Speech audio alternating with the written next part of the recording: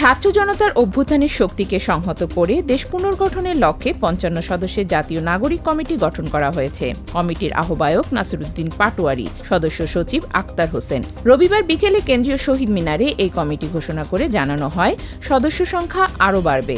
কমিটির আহ্বায়ক নাসিরউদ্দিন পাটোয়ারী এবি পার্টির সহকারী তথ্য ও গবেষণার সম্পাদক ছিলেন, আর সদস্য সচিব আক্তার হোসেন গণতান্ত্রিক ছাত্র শক্তির আহ্বায়ক। সাম্প্রতিক গণ অভ্যুত্থানে অংশ নেয়া শিক্ষার্থীদের সঙ্গে মত বিনিময় করছেন অন্তর্বর্তী সরকারের প্রধান উপদেষ্টা অধ্যাপক মোহাম্মদ ইউনূস। সরকার গঠনের পর ছাত্রদের সঙ্গে এটি তার প্রথম আনুষ্ঠানিক বৈঠক। রবিবার সকালে প্রধান উপদেষ্টার কার্যালয়ে এই মত বিনিময় সভা হয়। গত ৮ আগস্ট অন্তর্বর্তীকালীন সরকারের প্রধান উপদেষ্টার দায়িত্ব নেন ড মোহাম্মদ ইউনূস। পরে তিনি দেশের বিভিন্ন রাজনৈতিক দল, সুশীল সমাজের প্রতিনিধি, পত্রিকার সম্পাদক, ব্যবসায়ী প্রতিনিধি দলের সঙ্গে ধারাবাহিকভাবে মত বিনিময় করেছেন। এসব মত বিনিময় সভায় রাষ্ট্র সংস্কারের নানা প্রস্তাব উঠে আসে। ভারতের সঙ্গে বাংলাদেশের যুদ্ধের কোনো আশঙ্কা দেখছেন না পররাষ্ট্র উপদেষ্টা মোহাম্মদ তৌহিদ হোসেন। তিনি বলেন, ভারতের সশস্ত্র বাহিনীকে সে দেশের প্রতিরক্ষা মন্ত্রী যুদ্ধের জন্য প্রস্তুত থাকতে বললেও এর সঙ্গে বাংলাদেশের কোনো সম্পর্ক নেই।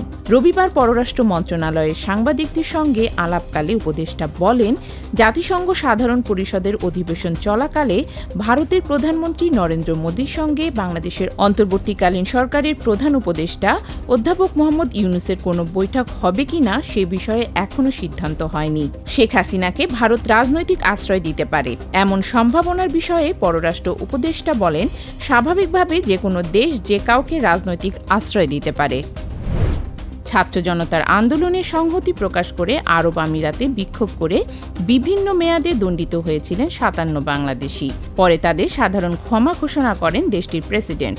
ক্ষমা পাওয়ার পর প্রথম ধাপে সেই ৫৭ জনের ১৪ জন দেশে ফিরেছেন। তাদেরকে হজরত শাহজালাল আন্তর্জাতিক বিমানবন্দরে অভ্যর্থনা জানাতে যান বৈষম্য বিরোধী ছাত্র আন্দোলনের সমন্বয়ক হাসনাত আবদুল্লাহ, সার্জিস আলম সহ অনেকে। ফ্রান্সের নতুন প্রধানমন্ত্রীর নাম ঘোষণার প্রতিবাদে দেশজুড়ে বিক্ষোভ হয়েছে। শনিবার ১ লাখেরও বেশি মানুষ রাজধানী প্যারিস সহ বিভিন্ন শহরে বিক্ষোভ করেন। তাদের অভিযোগ, নির্বাচনের ফল উপেক্ষা করে প্রেসিডেন্ট ইমানুয়েল মাখোঁ দেশটির প্রধানমন্ত্রী হিসেবে মিশেল বার্নিয়েকে নিয়োগের সিদ্ধান্ত নিয়েছেন।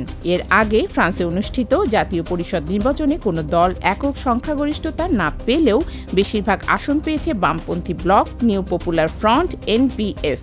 এমন পরিস্থিতিতে বামপন্থীদের বাদ দিয়ে একজন ডানপন্থী রাজনীতিবিদকে প্রধানমন্ত্রী হিসেবে নিয়োগ দেওয়ার সিদ্ধান্তের প্রতিবাদে রাস্তায় নেমেছে শ্রমিক সংগঠন ও বামপন্থী দল।